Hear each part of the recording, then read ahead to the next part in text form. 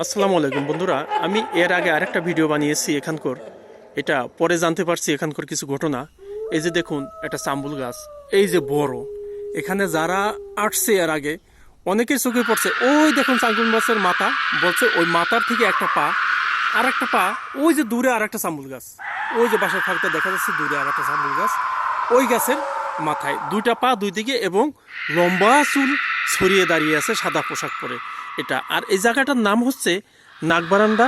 এখানে অনেক বড় বড় সাপও আছে, সেটাও শোনা যায়। এবং আমার যে ভাইগনা ওরা আসছিল 2-3 জন, ওরাও দেখেছে এখানে। অবশ্যই আসছে যে এখানে এই জঙ্গলটা দেখেন, এই জঙ্গলটা পানিতে বর্ষার সময় হাঁটু পানি হয়, তো এখানে অনেক মাছ পাওয়া যায়। ওরা 2-3 জন একসঙ্গে আসে এবং ওদের চোখের সামনে একবার পরে বড় বড় দুটা সাপ, তাদের সঙ্গে 4-5টা বাচ্চা।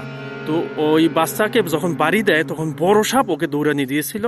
তো এই সাপের নাম হিসাবে এখানকার নামটা হচ্ছে নাগবারান্দা। তো আমারও দেখে এটা বিশ্বাস হচ্ছে, যেটা হলো যে জঙ্গল, সাপ তো সাধারণত জঙ্গলেই বসবাস করে, পোকামাকড় খায়। তো এই জন্যই এটা আমার কাছে অবশ্য বিশ্বাস হয়েছে। আর এখানে কোনো ঘন ঘন বা ঘর আর বাড়ি নেই, একটা ঘর এখানে হয়েছে।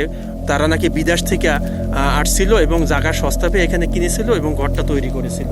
এই জন্য এখানে তারপর তারা পরবর্তীতে আর কোনো বসবাস এখানে করতে পারেনি। অবশেষে তো আগের ভিডিওতে দেখেছেন যে তালাবদ্ধ করে তারা এখান থেকে ঘর বাড়ি ছেড়ে পালিয়ে যেতে বাধ্য হয়েছে। সবাইকে ধন্যবাদ পরবর্তী ভিডিওটি দেখার জন্য। আমি এরপরে আরও কোনো যদি নির্জন কোনো স্থান পাই অবশ্যই সেই ভিডিও তৈরি করে আমি দেখবো এবং আপনাকে দেখাবো। আল্লাহ হাফেজ, আজকে এই পর্যন্ত।